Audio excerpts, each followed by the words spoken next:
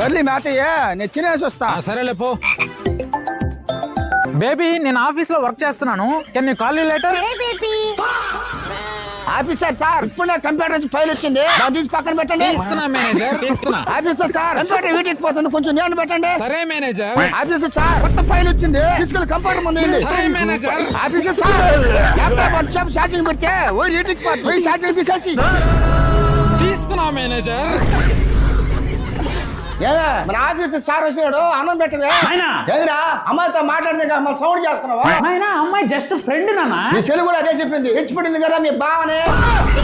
మధ్యలో నేనేం చేశాను? నాకు పెడతానన్న కారు కట్నంగా పెడితే నేను పోతా. కార్లు గీలు